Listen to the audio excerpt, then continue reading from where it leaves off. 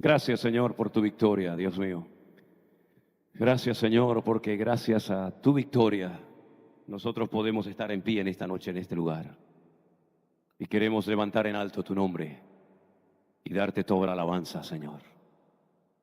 Bueno, primeramente quiero dar, como no podía ser de otra manera, las gracias al Señor por esta nueva oportunidad que Él me da de poder volver un año más. Creo que es el tercero o el cuarto, si no me equivoco. El cuarto, de poder estar aquí con todos ustedes en esta noche, en este hermoso lugar. Quiero dar las gracias también a todos los que han hecho posible que esta reunión se pudiera realizar. Detrás de cualquier evento al cual podamos asistir, siempre hay gente que trabaja, digamos, detrás de las cámaras, ¿no? Por decirlo de alguna manera. Gente que busca el lugar, que negocia, digamos, los precios, la comida. Gracias también al pastor Arenas, que ha venido desde Los Ángeles con las cámaras, con un técnico, con todo el equipo. Muy agradecido, pastor José, muy agradecido, sinceramente, de verdad. Porque yo siempre digo, y lo digo de corazón, que yo hago la parte fácil. Yo vengo, está todo preparado, las mesas, los adornos, las florecitas, las pantallas, la pancarta, los globitos, que no sé si son los del año pasado, no creo. Pero bueno, sea como sea, estoy muy agradecido. Elena y yo estamos muy contentos porque hay un equipo de colaboradores realmente extraordinario. Yo llevo muchos años leyendo la Biblia, como ustedes pueden comprobar, ¿no? Pero nunca me canso de leerla y mucho menos de compartirla. Y es que la Biblia es un libro diferente a cualquier libro que usted pueda leer o tener en su biblioteca o de los que haya leído. Tiene muchas particularidades que lo diferencian de otros libros. Por ejemplo, generalmente un libro lo escribe una persona. Pero en el caso de la Biblia fueron 40 personas que no se conocían entre sí. Cada uno escribió un libro, un salmo, una parte de la Biblia. Y con el paso del tiempo todo eso se fue juntando hasta hacer una Biblia. La palabra Biblia significa colección de libros. Esto es una colección de 66 libros, ¿verdad? Tenemos dos grandes bloques, lo que llamamos vulgarmente Antiguo Testamento, es todo lo que ocurrió antes del Señor Jesucristo, y todo lo que ocurrió después del Señor Jesucristo, que lo llamamos el Nuevo Testamento. No me gusta utilizar la palabra testamento porque lo he dicho en muchas ocasiones. Dios no hizo un testamento. Un testamento es un documento oficial que hace una persona que va a dejar una herencia a sus hijos, a sus amigos, a quien sea, y sabe que va a morir. Entonces tiene que hacer un testamento, ¿no? Porque aún así, a veces dejando un testamento, se pelean entre los hermanos o entre los herederos. Imagínense, ¿no? Dios no hizo un testamento porque Él sabía que Él no va a morir. Dios no va a morir jamás. Él es eterno, ¿verdad? Pero llamamos Antiguo Testamento, hubiera sido más correcto llamarlo un pacto. Dios hizo un pacto con un pueblo llamado el pueblo de Israel. A través de ese pueblo nació el Señor Jesucristo, el Mesías. Y el nuevo pacto es lo que Él pacta, lo que Él quiere hacer con toda la humanidad. Ya no es una relación nacional de Dios con un pueblo o de un pueblo con Dios, sino ahora Dios ha abierto, por así decirlo, el abanico, y todas las naciones de la tierra, da igual si son blancos, negros, ricos, pobres o de la índole que sean, todos tienen la posibilidad de entrar a formar parte de lo que llamamos o conocemos como el reino de Dios, que no es otra cosa que el gobierno de Dios. Todas las naciones de la tierra tienen sus leyes. Nos pueden gustar más o nos pueden gustar menos. Todas las naciones de la tierra tienen una constitución, menos el pueblo de Israel. El pueblo de Israel no tiene como país una constitución, ¿verdad? Estados Unidos tiene la suya, España tiene la suya, sus países tienen su propia constitución. Israel no tiene constitución, es la Biblia, supuestamente. Eso suena muy bonito en teoría, luego en la realidad es otra. Pero por eso el pueblo de Israel no tiene una constitución hecha por los hombres, porque todas las leyes que Dios le dio a ese pueblo están en la Biblia. Entonces, ¿para qué hacer otro libro aparte, verdad?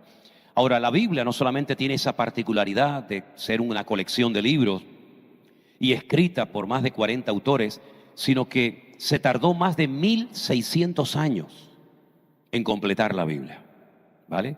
No está en orden cronológico según los acontecimientos la Biblia, por eso a veces la gente se confunde un poco porque lee una cosa y después lee otra por otro lado, pero no es porque hayan contradicciones. La Biblia es un libro perfecto, créame, en todos los sentidos. Lo mires como lo mires. Habla de todo, de arqueología, de matemática, de astronomía, hay parábolas, 3/4 del material que contiene la Biblia es material profético. Es decir, que si a alguien le gusta conocer el tema de profecías y las cosas del futuro, pues no hay mejor libro para estudiar profecías que la Biblia.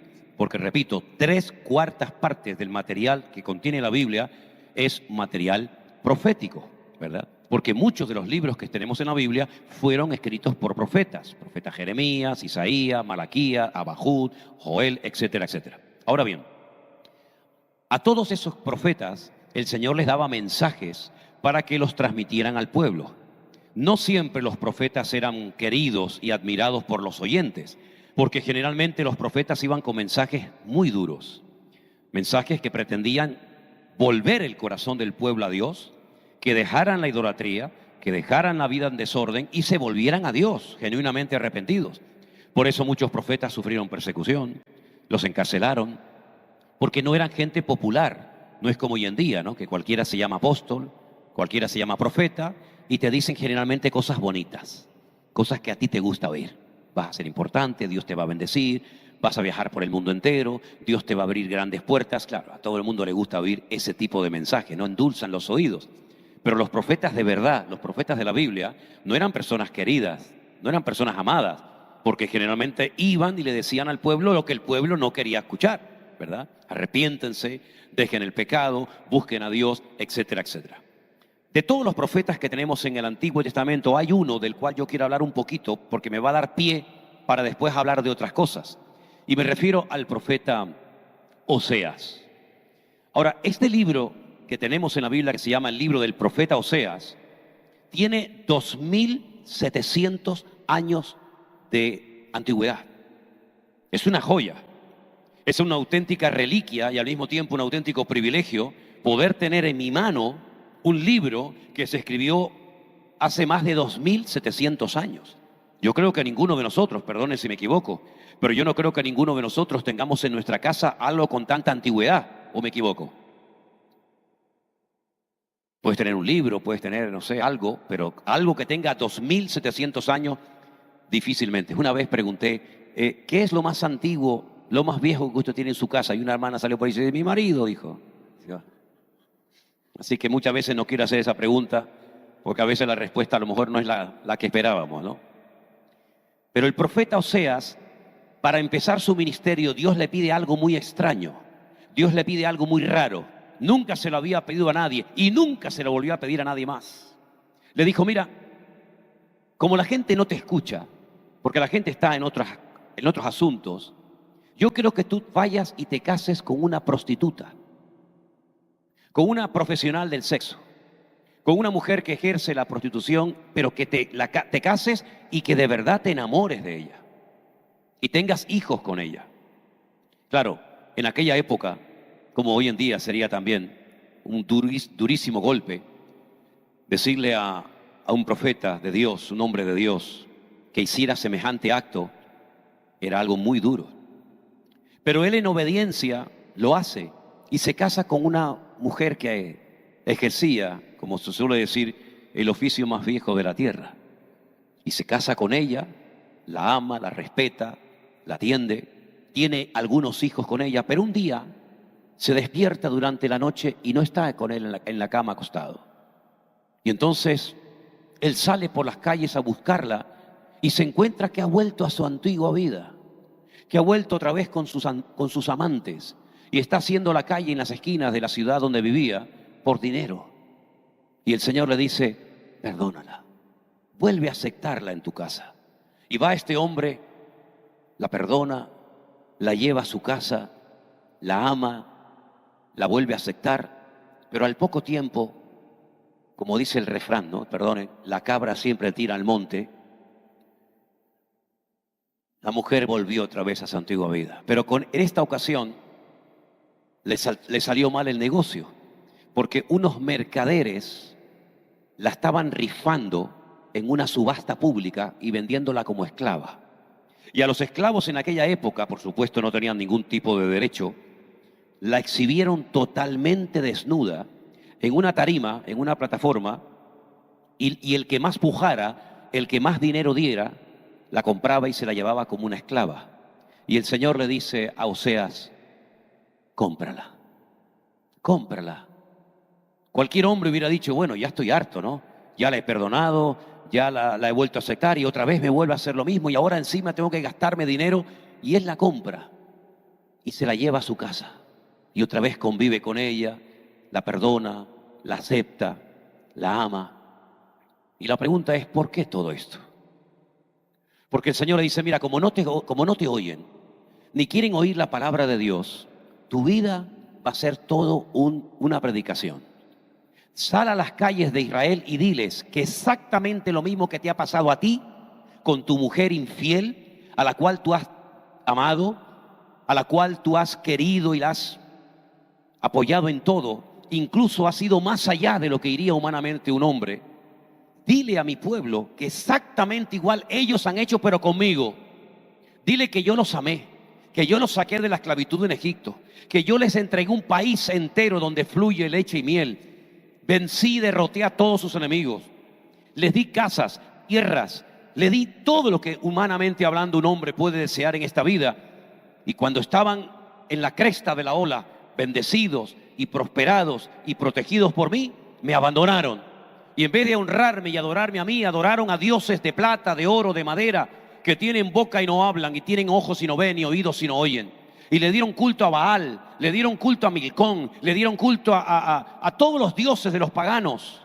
Y yo los volví a perdonar, y les volví a dar profetas, y les mandé mi lluvia, y les mandé mi bendición. Y otra vez me volvieron a engañar con sus amantes, espiritualmente hablando. Es decir que Oseas utilizó su vida privada como testimonio, como predicación a toda una nación que no quiso nunca obedecer al Señor y volver a sus caminos. Y esta es la historia del libro del profeta Oseas, una historia realmente maravillosa. Pero hay varias frases en este libro, hay varios textos que yo brevemente quiero leerles en esta noche. Por ejemplo, el primero se encuentra en Oseas, capítulo 4, el versículo 6, y dice así: mi pueblo fue destruido porque le faltó conocimiento. Miren qué tremendo, ¿eh?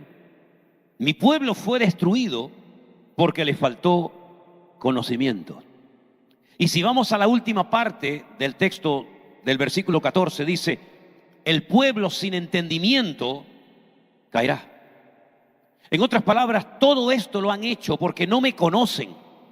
Porque si realmente me conocieran, nunca se habrían comportado tan malamente conmigo. No me conocen realmente. Son gente religiosa, gente que le gusta hacer liturgias y sacrificios de animales, pero nunca realmente esta gente me ha conocido a mí, porque si me hubieran conocido a mí nunca me habrían abandonado. Una vez le preguntaron a una persona que trabajaba en una casa de cambio de monedas: cuando a usted le presentan billetes falsos, ¿los sabe reconocer al momento, verdad? Dice: sí, prácticamente. Entonces usted habrá tenido que estudiar todos los billetes falsos que circulan por el mundo. Dijo: jamás. Nunca he perdido mi tiempo estudiando lo falso. Entonces la pregunta fue: ¿y cómo reconoce usted al billete falso del verdadero? Dice: porque yo he estudiado y he dedicado horas de mi vida a analizar la textura, el olor, el papel, los dibujos del billete verdadero. Y conozco tan bien al billete verdadero que cuando me presentan el falso digo: eso es falso. Si tú te dedicas a estudiar todas y cada una de las religiones y filosofías del mundo, te puedes volver loco. Porque hay miles de religiones y miles de filosofías. Pero al final del camino estarás igual o peor, totalmente vacío, desorientado y confundido. Pero dedícate a conocer al Dios vivo y verdadero. Conoce su carácter, su esencia, cómo es, cómo habla, cómo se comporta, qué es lo que le agrada, qué es lo que aborrece. Y te vas a dar cuenta de que la mejor decisión que puede tomar un ser humano en esta vida es conocer a Dios íntima y profundamente. ¿Cuántos dicen amén? El Señor le dice a través del profeta Oseas: mira, no hacen caso, no cambian, no se comportan, pero voy a hacer algo a ver si funciona. No los voy a defender cuando sean atacados. No voy a mandar más lluvia, ni la temprana ni la tardía. Van a abortar sus animales, no se van a reproducir con fuerza sus cosechas. Y entonces le dice en el capítulo 5, verso 15, algo tremendo. Andaré y volveré a mi lugar hasta que reconozcan su pecado y busquen mi rostro. Y en su angustia me buscarán. En otras palabras, si a las buenas no me quieren servir, si a las buenas no me quieren reconocer como su Dios, no te preocupes, Oseas. En su angustia, en su desesperación, me buscarán. Y ese es uno de los métodos que más ha utilizado el Señor con aquellas personas, por supuesto con Israel también, que se resisten a entregarle sus vidas al Señor Jesús. ¿No vienes a las buenas? Se cuenta la historia real de una persona que subió a lo alto de un rascacielos enorme en la ciudad de Tel Aviv. Tel Aviv es una ciudad hermosa, al lado del mar Mediterráneo, y tiene unos edificios de diseño realmente espectaculares, muy altos. Y un hombre subió un día a la azotea de uno de esos edificios para contemplar el paisaje de la ciudad. Pero no pudo salir. Se quedó encerrado y no había forma, no tenía teléfono, no podía salir de aquel lugar, y pasaban las horas y pasaban las horas, y se le ocurrió una idea. Cogió su maletín, que lo tenía lleno de billetes de $100, y comenzó a lanzar algunos al aire para ver si cuando cayeran los billetes la gente miraba hacia arriba. Y comenzó a lanzar billetes y veía a la gente corriendo allá abajo como hormiguitas, buscando debajo de los coches, buscando debajo de cualquier objeto, buscando billetes, y nadie miraba hacia arriba. Finalmente decidió tirar unas pequeñas piedrecitas que había por allí, por el suelo de aquella azotea, y comenzó a lanzarlas. Y entonces la gente, al sentir el daño y ver los golpes, la gente comenzó a mirar hacia arriba y se dieron cuenta de que en lo alto de aquel edificio había un hombre pidiendo socorro. Así ha sido nuestro Dios durante muchos años de nuestra vida. Nos ha mandado salud, el oxígeno que entra por tus pulmones, te ha guardado, te ha dado hijos, te ha dado esposa, te ha dado marido, te ha dado trabajo, te ha dado tantas cosas. Pero a veces creemos que ha sido nuestros méritos, que hemos sido nosotros los que nos hemos ganado con el sudor de nuestra frente todas las bendiciones y todo lo que hemos podido adquirir en la vida. Y nos olvidamos que si no hubiera sido por la gracia, por el favor y por la misericordia de nuestro Dios, no hubiéramos podido ni salir de nuestra habitación. Es más, me atrevería a decir que en esta noche, en este salón, hay sentadas personas que si no hubiera sido por la misericordia de Dios, hoy probablemente tú estarías muerto en cualquier cementerio de este país. Pero Dios te ha mostrado su misericordia. Dios ha aguantado pacientemente tus burlas, tus críticas y todo lo que has hecho en contra de Él y en contra de todas las personas que Él fue mandando a lo largo de tu vida para que le conocieras. Pero entonces dice la Biblia, en tu angustia me encontrarás. ¿Cuántos dicen amén? Es una lástima, ¿no? Ver a personas que en vez de en la bendición y en la prosperidad recurrir a Dios, tienen que perder salud, tienen que enterrar a un hijo, tienen que perder su trabajo y tienen que verse solos en la vida para clamar a Dios. Pero menos mal que hay una promesa que dice, clama a mí y yo te responderé y te enseñaré cosas grandes y ocultas que tú no conoces. Creo que la peor desgracia que le puede ocurrir a los cristianos de este siglo, de esta época, es no tener conocimiento de las cosas que están sucediendo a nuestro alrededor.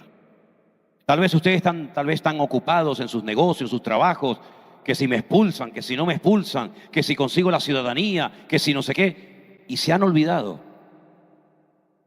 de las cosas que están ocurriendo a nuestro alrededor. La economía mundial está cambiando, la geopolítica está cambiando. Cosas que no habían ocurrido nunca están sucediendo ya en Europa, en Medio Oriente, y cada vez vamos a ver más cambios, cada vez más rápidos, cada vez más profundos. Pero a veces estamos tan envueltos en nuestros problemas, nuestras deudas y nuestras cuestiones particulares que nos olvidamos de lo que Dios está haciendo entre las naciones de la tierra. Y el año 2020, cuando muchos de ustedes nos conocieron a nosotros, el Señor habló muy claramente. Y por primera vez en la historia, millones y millones de cristianos se vieron encerrados en sus casas sin poder ir a sus iglesias, a sus cultos. Y allí el Señor comenzó a tratar y a hablar muy claramente con las naciones de la tierra. Y nos dimos cuenta de la fragilidad humana.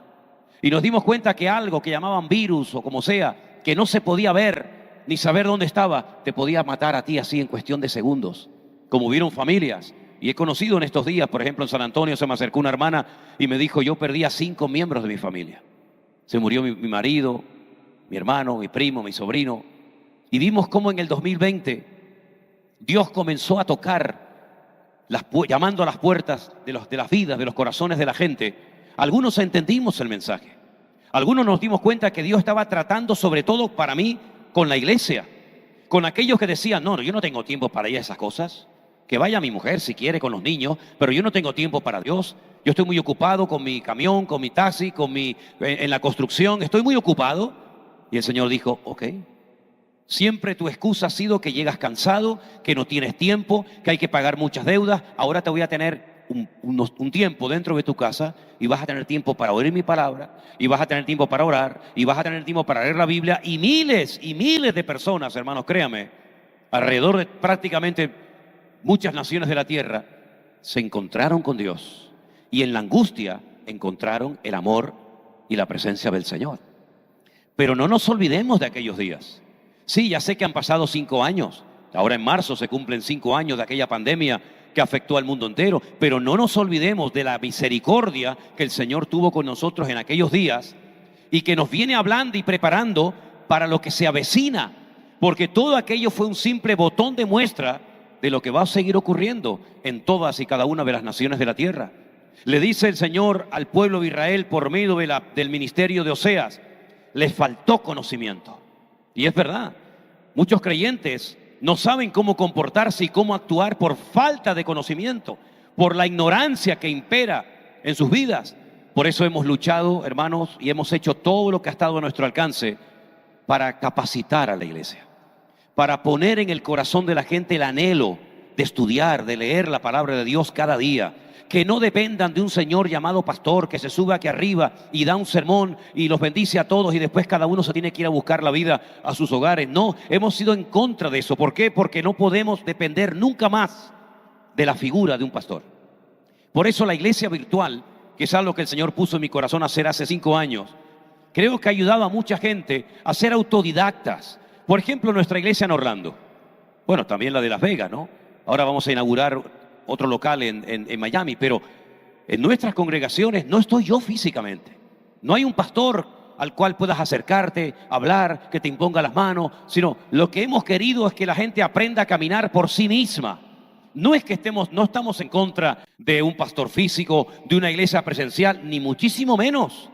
El Señor nos ha dado una tecnología a través de la cual, y es la que estamos usando, para poder estar en tiempo real en miles de lugares al mismo tiempo.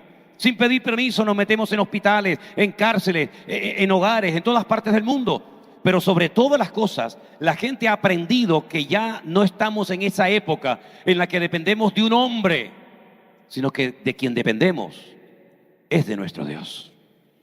Claro, podemos pedir oración, pero el primero que tiene que orar cuando tiene un problema es usted. Hay gente que tiene un problema de la índole que sea, económico, familiar, físico, y pastor, oren por mí. Pero una pregunta, ¿usted ha orado? Al fin y al cabo el que se está muriendo es usted, no yo. Al fin y al cabo el que tiene un problema es usted. Yo puedo orar, pero hombre, vamos a ver, yo lo que no puedo orar todos los días por 10,000 peticiones que recibimos todos los días, tienen que partir de esa base. Este hombre es un hombre de carne y hueso como cualquiera, que tiene mujer, tiene hijos, tiene sus necesidades, tiene su iglesia, tiene su vida. Y lo que no hemos querido nunca, ni lo voy a hacer, ni mucho menos, es educar a la gente a que se pegue a nosotros. Yo entiendo cuando la gente dice, hermano, yo le sigo a usted, me dice la gente, ¿no? Y yo digo para mí, ay, pobrecita. Yo sé lo que usted me quiere decir, ¿sabe? Pero sigan a Cristo, miren a Cristo. Somos de carne y hueso, con nuestros defectos, con nuestras debilidades como cualquiera. Yo le puedo fallar, yo le puedo defraudar, pero conozco a alguien que ha dicho, estaré contigo todos los días hasta el fin del mundo. Aunque tu padre y tu madre te abandonen, yo nunca te abandonaré. Y es el Señor de señores y el Rey de reyes. Aleluya. ¿Saben lo que le dijo el Señor al pueblo de Israel por medio de la pluma, por medio del ministerio? En este caso del profeta Oseas? Miren, escuchen estas palabras. Él nos dará vida después de 2 días y al tercer día nos resucitará y viviremos delante de Él. Y conoceremos y proseguiremos en conocer al Señor. Ese es el esfuerzo más importante que usted puede y debe de hacer en su vida. Conocer a Dios. ¿Cómo habla Dios? ¿Cómo sé si me está hablando mi Dios? ¿O yo me estoy inventando? ¿Cómo sé si lo que soñé anoche viene de parte de Dios? ¿O es que comí muchas pupuchas? Se llaman así, ¿no? Pupusas. Ay, perdón. Pupusas. Perdóneme si a veces me sale alguna palabra, pero bueno, es imposible aprender toda la jerga de todos los países, ¿no? Pupusas. ¿Cómo puedo saber si lo que estoy sintiendo, esa atracción que estoy sintiendo por ese hombre o por esa mujer, viene de parte de Dios o es producto de mi imaginación y de mis emociones o sentimientos? No podemos seguir el resto de nuestras vidas equivocándonos. Tenemos que madurar y ser entendidos en los tiempos y saber en qué momento de mi vida me encuentro y qué es lo que el Señor demanda de mí. Porque el apóstol Pablo llegó a decir una vez cuando escribió una carta a los hermanos de Corinto: cuando yo era niño, ¿se acuerdan? 1 Corintios 13, yo hablaba como un niño. Yo vivía, me comportaba, actuaba, reaccionaba como un niño. Mas cuando ya fui hombre, dejé lo que era de niño. En los hombres se aprecia eso, ¿no? Esos niños que tienen esa voz y de repente al día siguiente, hola papá, buenos días, ¿no? Dice, ¿qué le pasó a este, no? Anoche se acostó con una voz de flauta y ahora tiene una voz de trombón, ¿no? Se nota, ¿verdad? Se nota en el aspecto físico cuando una niña ya es señorita, ¿no? Pero ¿y en el sentido espiritual? ¿Se notan esos cambios, hermanos? Se nota que ya no hablamos como antes hablábamos, que ya no juzgamos, que ya no criticamos. Se nota que ya no soy yo el centro de atención en la iglesia, sino que ahora mi vida gira en torno al Señor y en torno a cómo puedo bendecir y ayudar a mis hermanos. Se nota en mi forma de orar, porque hay gente que lleva toda la vida orando igual y no se han renovado en su comunión y en su relación con el Señor, ¿verdad? Y eso es lo que nos pide el Señor en estos tiempos. Madurez. ¿Cuántos quieren ser maduros, hermanos? Lo voy a preguntar otra vez, piense bien la respuesta, porque ahora viene la metralleta. ¿Cuántos quieren ser maduros? Ok. Agárrate. Para ser maduro, a veces tendrás que sufrir y llorar. Porque lo que se aprende llorando, nunca se olvida. Nunca se olvida lo que te hizo sufrir, lo que te hizo llorar. Por eso muchas veces me he dado cuenta que cuando hermanas, por lo menos en España, no sé aquí, porque a lo mejor ustedes aquí están en otro nivel espiritual diferente al nuestro allá, ¿no? Pero he notado que muchas veces cuando las hermanas se juntan para hablar, terminan hablando del parto. Y cómo fue, y cómo no fue. Y, bueno, iba a decir por dónde salió por el mismo sitio, ¿no? Pero me refiero, y cuánto sufriste, y fue no sé qué. Porque es algo que una mujer, yo gracias a Dios, bendito sea Dios, que no tuve que pasar nunca por esa experiencia. Para mí sería traumática. Yo me hubiera quedado estéril toda la vida, no me hubiera quedado, ¿no? Pero lo que te hace sufrir, lo recuerdas toda tu vida. Y el Señor le decía a Timoteo a través de Pablo, cuando Timoteo le informaba de que lo estaban criticando, lo estaban menospreciando porque era un pastor supuestamente muy joven. El apóstol Pablo le escribía y le decía, sufre como buen soldado de Jesucristo. Aprende a trabajar y a gozarte en la presión. Olvídate de aplausos, eso no tiene ningún apoyo. Apoyarte en aplausos, en besos, en fotografía, eso es lo más absurdo del mundo. Aprende a sufrir, aprende a que te critiquen, aprende a ir en contra de la corriente, aprende a navegar con el viento en contra, aprende a subirte al púlpito y gozar del ministerio cuando te está criticando, cuando hace media hora te dijo que era tu mejor amigo y te iba a apoyar hasta la muerte. El apóstol Pablo, el día que se despidió de la iglesia de Éfeso, dijo, yo sé que después de mi partida se levantarán lobos rapaces de en medio de vuestro, que no perdonarán al rebaño. El apóstol Pablo le escribía a los hermanos de Corinto y le dijo, saben hermanos, el problema de la iglesia no es que no crece, el problema de la iglesia no es que sean malos los predicadores, el problema de la iglesia es la inmadurez tan grande que todavía hay aquí dentro. ¿Y cómo lo sabía Pablo? Porque este dice que es de Apolo, y este es de Pablo, y el otro dice que es de Cefas.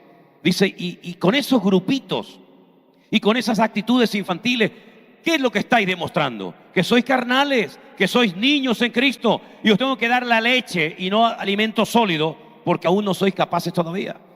Entonces estamos viviendo unos tiempos tan difíciles y tan complicados que no podemos permitirnos el lujo de seguir siendo inmaduros. Es nuestra responsabilidad, es mi obligación personal de yo trabajar para llegar a ser un creyente maduro. Y tendrás que llorar, y tendrás que sufrir. Y un consejo que les voy a dar si ustedes quieren servir al Señor, porque la verdad es que esa expresión, yo quiero servir al Señor, a mí me da pánico cuando la oigo de algunas personas, porque no tienen ni idea de lo que están diciendo, ¿eh? No tienen ni idea. Yo quiero servir al Señor quiere servir tú no tienes ni idea de lo que estás hablando. Servir al Señor significa a veces dormir en el suelo, ¿sabes?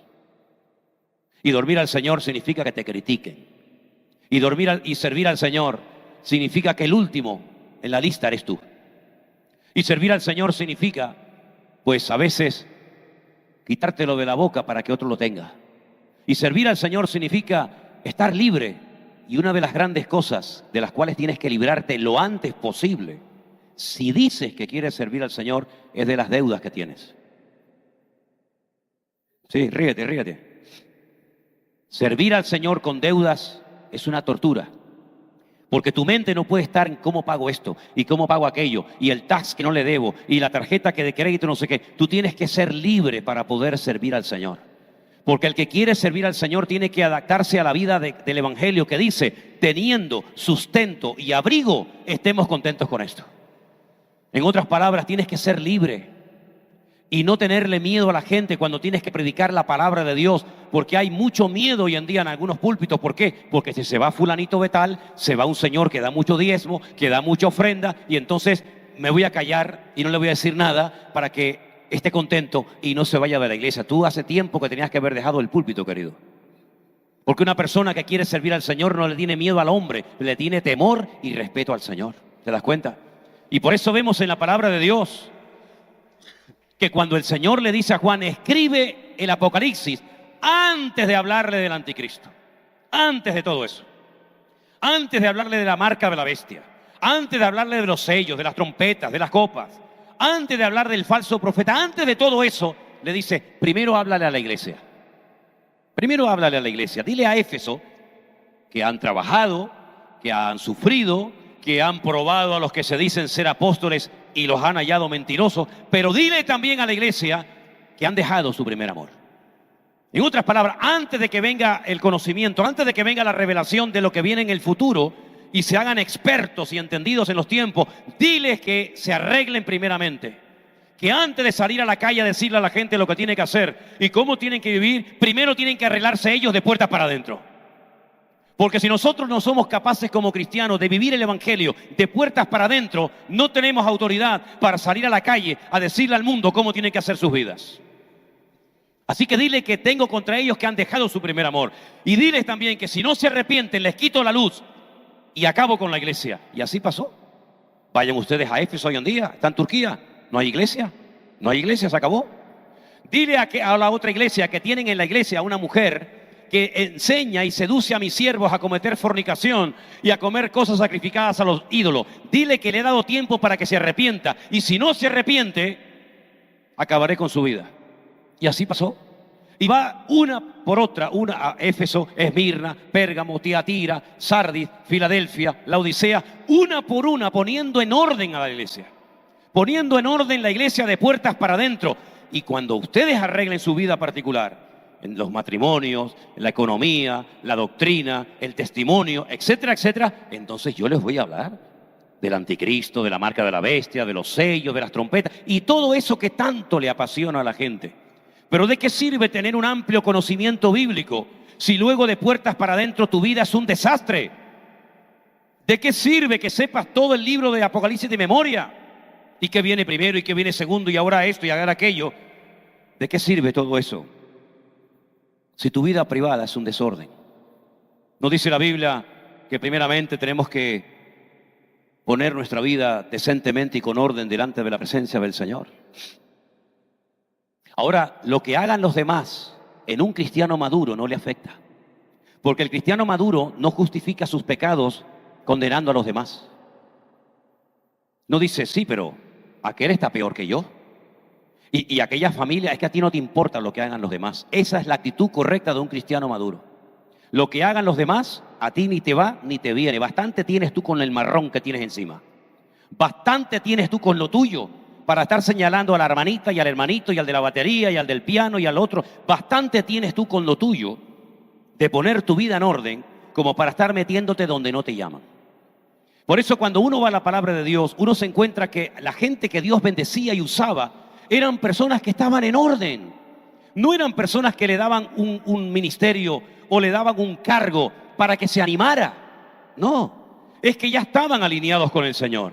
Ya habían sido entrenados por el Señor. Ya habían sido triturados por la obra del Señor. Y entonces venía su oportunidad, como vendrá a la vida de todo aquel creyente la oportunidad de poder servir al Señor.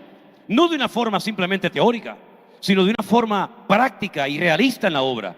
Pero primero, examínate a ti mismo. Pruébate a ver si realmente estás poniendo en práctica lo que dice el Señor. Y entonces podrás comenzar a disfrutar de lo que la Biblia enseña. Y entonces te metes ahí en esos capítulos espectaculares del Apocalipsis, donde le dice en una visión un anciano a Juan: Juan, este pergamino con 7 sellos, ¿quién puede leer su contenido? Y Juan dice que lloraba porque no se había encontrado nadie digno, lo suficientemente santo y preparado como para leer y revelar el contenido. Pero le dice el anciano a Juan: no temas, Juan, hay alguien que es digno, el león de la tribu de Judá, el alfa y el omega, el principio y el fin. Él es digno de abrir, de desatar los sellos y de revelarnos lo que va a ocurrir. Y ahí comienza uno a leer cómo la política, la economía, las familias, la educación, todo va a ir cambiando, pero no a mejor, sino a peor. Ya lo dijo el Señor Jesucristo en Mateo 24: y por haberse multiplicado la maldad, el amor de muchos se enfriará. Lo que hoy en día es normal que se enseñe en muchas escuelas y universidades, hace no muchos años atrás era una auténtica desfachatez enseñar semejantes cosas. La Biblia dice que en los últimos tiempos a lo malo lo presentarían como bueno, y lo bueno ahora es malo. Y lo que antes era normal ahora es terrible. Y es una de las señales de los últimos tiempos, como el enfriamiento, la superficialidad, el conformismo, el amor al dinero, que es el materialismo, ¿verdad? Miren, los griegos tenían tantos dioses que adoraban al Dios de la guerra, al Dios del amor, al Dios de las cosechas, al Dios del fuego, al Dios del viento. Adoraban a todo y tenían a un Dios que lo llamaban el Dios Mamón, que era el Dios del dinero, el Dios del dinero. Y vemos hoy en día que hay creyentes que están atrapados al dinero y en vez de usarlo e invertirlo sabiamente en el reino de Dios, lo que hacen es que se han convertido en esclavos de su dinero y son personas materialistas que siempre tienen miedo, ¿verdad? Porque en vez de depender, como dice la Biblia, ¿no?, del pan nuestro cada día dánoslo hoy, dependen de lo que tienen. Y es que la vida ha dado tantos giros y tantas vueltas que hoy en día es más importante tener que ser. Es mejor ser rico y tener dinero que ser un hombre honesto. Eso no vende. Es mejor tener un buen carro y una buena ropa y un buen, propiedades. Es más importante el patrimonio personal que ser una persona honesta, fiel, responsable, puntual, etcétera, etcétera. Eso no vende, eso no es popular. Es una de las señales de los últimos tiempos. Y la Biblia nos enseña que nosotros los creyentes tenemos que ser en todo momento y en todo lugar, da igual si usted está en su país o en otro. Usted ha sido llamado para ser sal de la tierra y luz del mundo. Ya sé que son 2 elementos muy conocidos, pero ojo, en los tiempos de la Biblia no existía este tipo de luz. No era tan fácil como llegar a un sitio, pum, le doy a un botón y ya se ilumina una habitación. No, de eso nada. Era todo un trabajo el poder tener luz. Eran lámparas de aceite. Y el aceite, hermanos, no se consigue así fácilmente. Hay que esperar a que salgan las aceitunas, hay que llevarlas a prensar, hay que extraer el aceite Y entonces, después de un largo proceso, usted podía tener algo de aceite para encender una lamparita, pero no una iluminación tan grande y tan llamativa como esta, ¿verdad? La luz era algo que se apreciaba mucho en aquellos tiempos, donde había tanta oscuridad, no había alumbrado público, no había tantas luces como hay hoy en día, de LED, ¿verdad?, de linternas, etcétera, etcétera, sino que era algo mucho más modesto, pero la luz se apreciaba muchísimo. Y la sal, ni le cuento. Fíjese hasta qué punto era importante la sal, que la palabra salario viene de la palabra sal. Porque cuando una persona tenía mucho pescado, que recién había pescado, como por ejemplo los discípulos de Cristo, o habías matado una serie de animales, tenías que salarlos para que el proceso de descomposición no terminara arruinándote la comida. Y entonces los salaban, y cuando atravesaban el desierto podían llevar pescado y podían llevar carne, porque iba salado, si no se pudría y se echaba a perder. Y el Señor Jesucristo dice, ustedes tienen que hacer la misma función que hace la sal. Y permítame decirle que hay 1000 tipos de picantes. Hay muchísimos tipos de picantes, pero la sal es insustituible. No hay nada que pueda sustituir a la sal. La sal es única, irrepetible, no hay otra. Así que, mis queridos hermanos, la responsabilidad que usted como cristiano tiene y yo en estos tiempos difíciles es muy grande. Porque a lo mejor, no lo sé, pero a lo mejor tú eres el único miembro de tu familia que es convertido. A lo mejor tú eres el único cristiano en ese puesto de trabajo. Y aunque ustedes vivan en este país que supuestamente es cristiano y que supuestamente, ¿verdad?, fue fundado sobre la palabra de Dios, olvídense de eso. Este país está tan necesitado como cualquier otro país del mundo.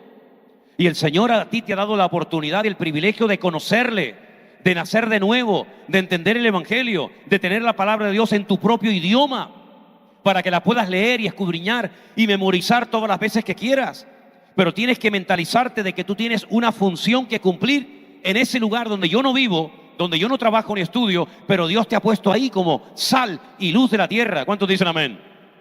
Y por eso tienes que madurar y ampliar tu conocimiento de Dios y de su palabra. Porque muchas veces la gente hace lo que hace porque no conocen la palabra de Dios ni al Dios de la palabra. Hemos leído en esta noche en el libro de Oseas que cuando no hay conocimiento, el pueblo es destruido. Cuando no hay conocimiento, somos engañados y manipulados. ¿Cuántas veces ha habido creyentes, hermano? Me pasó en la pandemia, cuando hacíamos aquel programita del pastor online, ¿se acuerdan? ¿Cuánta gente ha salido heridas, lastimadas, mal de muchas congregaciones?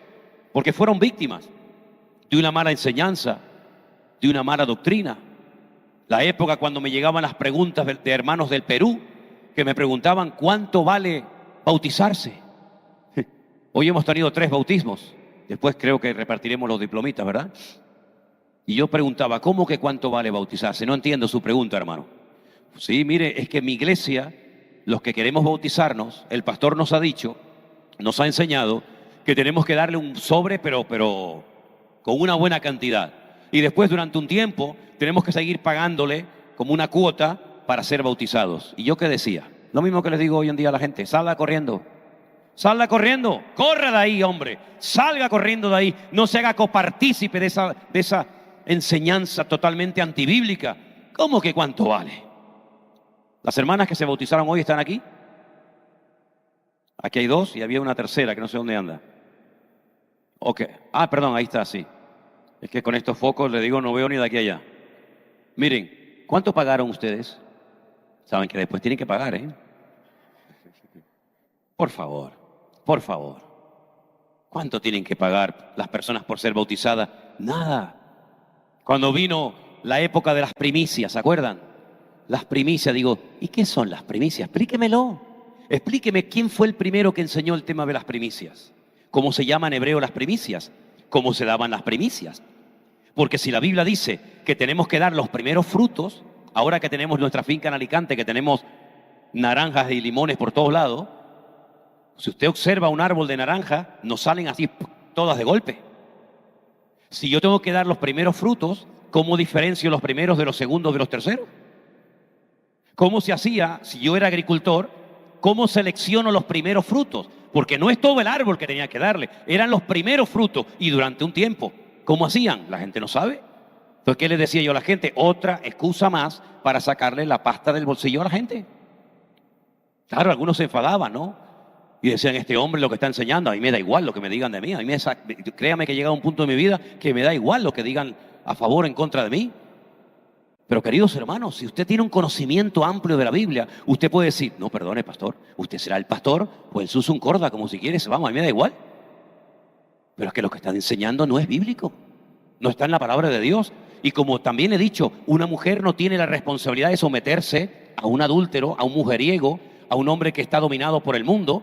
No, usted se somete a un hombre que cumpla la palabra de Dios, no a un mujeriego, no a un sinvergüenza, que no, aquí mando yo. ¿Qué vas a mandar? Tú no mandas ni en tu vida, querido.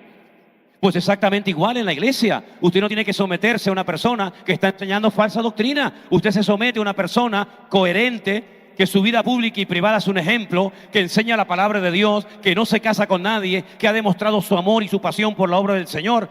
Pero ¿cómo puedo saber todo eso si no tengo un conocimiento amplio de las Sagradas Escrituras? Por eso dice la Biblia, escudriñad las Escrituras, porque ellas son las que te pueden dar sabiduría. Cuando me dice la gente, ay, ¿qué sabiduría le ha dado el Señor a usted? Hombre, yo no digo que no. De hecho, yo le pido al Señor cada día que me dé sabiduría. Pero oiga, mucho de lo que sé no me ha venido por revelación del ángel Gabriel, ¿eh? A mí el ángel Gabriel no viene toda la noche. Mira, a ver, te voy a explicar esto. No, es que yo he estado horas leyendo este libro, ¿eh? Y horas, y horas, y horas, y días, y días. ¿Y qué significa esta palabra? ¿Y por qué aquí dice blanco y aquí dice negro? ¿Y por qué dijo Isaías, no sé? Hermano, en otras palabras, trabaje, fórmese espiritualmente hablando para que llegue a ser una persona madura y entendida en los tiempos. ¿Cuántos dicen amén? Y miren, hermanos, algo muy importante también es que no solamente usted se meta en la palabra, sino se meta en el corazón del Dios que ha inspirado esta palabra. Porque hay gente que sabe mucho de la Biblia, pero luego su vida deja mucho que desear, porque no conocen al Señor. Le voy a poner un ejemplo. ¿Ustedes recuerdan el personaje de Abraham? ¿Saben quién era Abraham, verdad? Ok. Él vivía aquí, en Kuwait, Ur de los Caldeos. Canaán está allí. ¿Para qué se tiene que mover este señor de aquí? Allí. Allí no tiene amigos, no tiene familia, no tiene nada. Aquí tengo padre, madre, primos, sobrinos, herencia, fincas, casas, amigos. Tengo toda mi vida aquí.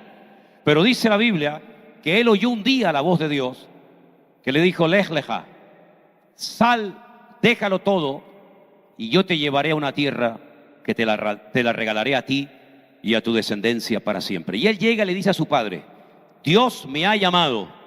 Si un hijo salía mientras el papá estaba en vida, quedaba automáticamente desheredado. Si sales y el viejo está vivo, pierdes la herencia. Así que tú verás. Pero dice que salió sin saber a dónde iba. En el camino, Dios le va hablando, Dios se va revelando a su vida, él va creciendo en fe, va creciendo en madurez, va profundizando en su relación con el Señor, y el anhelo de él era ser padre. ¿Se acuerdan? Él decía, yo no quiero que toda mi fortuna, que toda mi herencia se la lleve este Damasceno, ¿no? Este criado que tengo. Yo quiero ser padre. Y entonces un día el Señor le habló y le dijo, Abraham, cámbiate el nombre. A partir de hoy te vas a llamar Abraham, padre de multitudes. Porque el año que viene, por estas fechas, serás padre. Ahora usted imagínese, un viejito de 90 y pico de años, que llega a su señora, estéril, y le dice, el Señor me ha dado un mensaje para nosotros, querida. ¿Qué te ha dicho? Que vamos a ser padres el año que viene. La mujer, ¿qué pasó? ¿Se echó a reír? ¿Se echó a reír? Dijo, por favor. Estás ya devariando, ¿eh? Yo voy a ser madre. Por favor. Pasaron 30 años. El hijo no venía. Todos conocemos el resto de la historia. Al final nació el hijo de la promesa, ¿sí o no? Nació Isaac, el que te hará reír. Yitzhak tiene una letra que la convierten en futuro. Yitzhak, el que te hará reír en el futuro. Llega un día cuando el niño o el muchacho tiene 40 años. Olvídense de ese cuento de las escuelas dominicales de un niñito chiquitito que lo llevan a la... No. 40 años tenía Isaac cuando el Señor le dice a Abraham, vete a lo alto del monte Moriah, 3 días caminando de Beersheba a Jerusalén, lo pones sobre un altar y lo sacrificas. Y él se despide de Sara, el hijo se despide de su madre, la cual nunca volvió a ver. Algunos dicen que se murió de tristeza la pobre vieja. se va a Jerusalén y lo va a poner sobre un altar y saca el puñal para degollarlo. Mi pregunta es, si el Señor te habló y saliste de Ur de los Caldeos es porque oíste y entendiste la voz de Dios. Así de claro. Si le dijiste a tu esposa que ibais a ser padre y te cambiaste el nombre, es porque oíste y entendiste la voz de Dios. ¿Cómo sabes que ahora ese Dios que te ha bendecido tanto y te ha acompañado desde Ur de los Caldeos hasta Canaán, cómo sabes que ese Dios que te ha dicho que Él va a ser tu heredero, te lo está pidiendo ahora en sacrificio? Es una contradicción.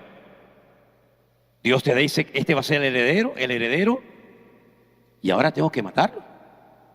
Entonces me quedo sin heredero. El Antiguo Testamento, el libro del Génesis, no lo dice, pero sin lugar a dudas el Espíritu Santo le reveló a Pablo lo siguiente. Dice que Abraham era un hombre de tanta fe y de tal conocimiento de Dios y de su voz, que él creía que si mataba y sacrificaba a su hijo Isaac sobre el monte Moriah, el Señor se lo podía devolver resucitado. ¿De dónde sacó eso Abraham? Si él nunca oyó a nadie que había resucitado de los muertos. Nunca nadie había resucitado de los muertos en la época de Abraham. Pero ¿cómo él sabía que su Dios se lo podía devolver de la tumba? Por eso cuando él va y deja a los criados enfrente del monte Moriah y les dice, espérennos aquí, que nosotros iremos, adoraremos y volveremos. ¿Cómo habló en plural? ¿Por qué no dijo, iremos y después yo vengo? Espérenme aquí. Dijo, volveremos, porque él sabía que su Dios no le iba a fallar. ¿De dónde había sacado semejante fe y nivel de madurez? De su conocimiento de Dios. Nunca fue a la iglesia, jamás. No se bautizó en agua como ustedes, hermanitas, lo han hecho hoy. Nunca tuvo una Biblia en la mano, ni siquiera un trocito de Biblia. Nunca tuvo pastor, nunca habló en lenguas. Nunca fue a un retiro, a un campamento para que le explicaran la palabra, nunca. Sin embargo, él conocía a Dios. Era tan grande la comunión que tenía con Dios que dice, fíjate lo que dice la carta a los hebreos, que cuando él sale de Ur de los Caldeos, él no sabía dónde iba. Lo dice literalmente la Biblia, ¿verdad? Él no sabía. De vez en cuando dígame un amén para animarme. Amén, gracias. Salió sin saber a dónde iba. No sabía a dónde iba. Pero dice la Biblia en Hebreos capítulo 11 que salió buscando la ciudad cuyo arquitecto y fundador es Dios. ¿Cómo? ¿Cómo has dicho?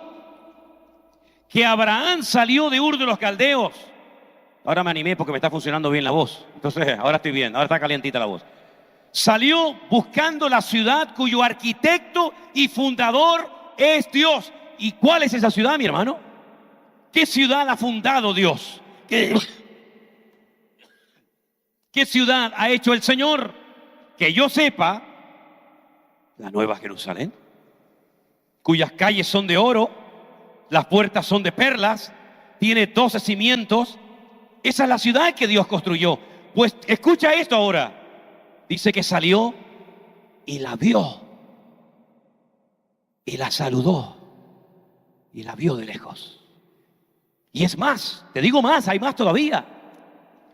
Nosotros somos hijos de Abraham, le dicen los judíos a aquel Señor Jesús. Dice, ustedes, si ustedes fueran hijos de Abraham, creeríais en mí. Porque él vio mis días y se gozó en ellos. Vosotros sois de vuestro padre el diablo. Él me vio a mí y habló conmigo y yo hablé con él. ¿De dónde sacó ese hombre ese nivel de madurez y de fe tan espectacular? De su comunión diaria y permanente con nuestro Dios. Y el Dios de Abraham es nuestro Dios, pero quiere que pasemos tiempo con Él, que le conozcamos y que le sirvamos con todo nuestro corazón. Fuerte ese aplauso a nuestro Dios. ¡Aleluya! ¿Cómo sabía? ¿Cómo sabía que Dios le hablaba? Ahora me lo da, ahora me lo quita, ahora salgo, ahora entro. Pero él transmitió esta enseñanza a su hijo Isaac. Porque escucha esto, si me estoy alargando me avisan. No, porque como no me voy hasta la semana que viene, yo me animo, ¿viste?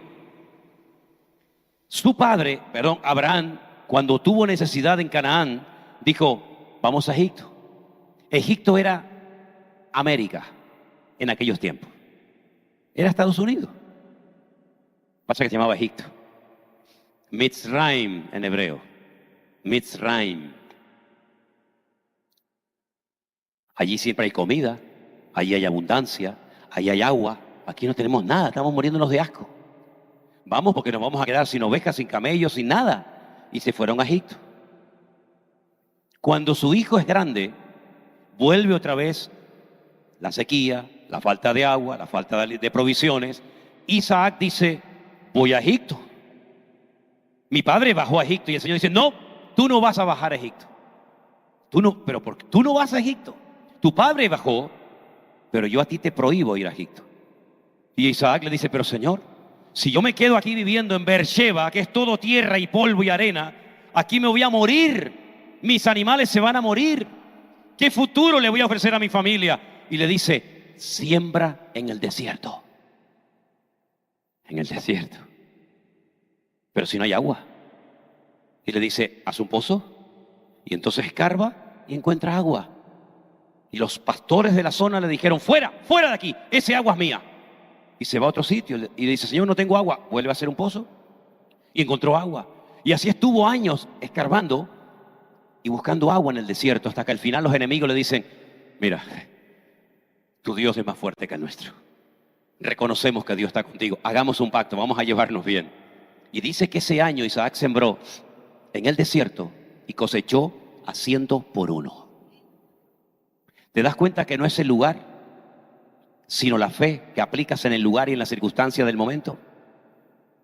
Aquellos sembraron en Egipto, nada. Yo siembro en el desierto con la bendición de Dios y Dios me prospera y Dios me bendice. ¿Cuándo vamos a aprender que nuestras necesidades no las suple un gobierno ni un político de turno? ¿Cuándo vamos a darnos cuenta que nuestro Dios es el Dios de la plata y del oro y que donde yo me encuentre el Señor estará conmigo todos los días como poderoso gigante?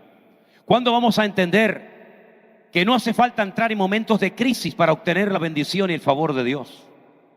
¿Cuándo vamos a entender que conociendo a Dios yo podré vivir en paz en cualquier parte de la tierra donde yo me encuentre? Porque más vale, y termino, más vale bocado seco y en paz que casa llena de provisiones sin la bendición y sin el favor de Dios, que es lo que muchos tienen: las neveras llenas, los buenos carros, las buenas casas, pero ¿dónde está la bendición de Dios? Por ninguna parte. Sin embargo, vas a muchos países que yo he ido, donde ves a la gente humilde, casi sin nada, pero tienen una paz y una confianza en el Señor que no he visto en muchos países ricos, donde dependen de lo que tienen y no de lo que son. ¿Sabes lo que va a pasar en los últimos tiempos? Que el Señor lo va a cambiar todo. Y le va a demostrar al mundo que los hijos de Dios, que van en serio y que han querido prepararse y madurar en este tiempo, van a poder sobrevivir y ayudar a los que se creen sabios y van a quedar avergonzados. Pero para eso hace falta potenciar el conocimiento, la fe y la madurez del pueblo del Señor. No entren en ese juego diabólico del mundo. Nosotros no somos de este mundo. Somos ciudadanos del reino de Dios. Y si hacemos las cosas decentemente y con orden, la bendición de Dios nunca faltará en nuestras vidas. ¿Cuántos dicen amén? Cierra tus ojos y dale toda la gloria y la honra a nuestro Dios. Aleluya. Cierra tus ojos, mi querido hermano, en esta noche, por favor. Hoy el Señor ha hablado a nuestras vidas, no me cabe la menor duda. Hoy el Señor nos está hablando acerca de la importancia de ponerlo a Él en primer lugar en nuestras vidas, por encima de cualquier cosa o persona. Hoy el Señor nos está hablando acerca de la importancia de mirarnos a nosotros mismos, no a los demás, y con la ayuda y con la bendición del Señor, no te quepa la menor duda de que podremos vivir en estos tiempos locos y difíciles permanentemente con la bendición de nuestro Dios. Aleluya. Gracias, Señor, por tu palabra. Ayúdanos a ponerla en práctica, Dios mío.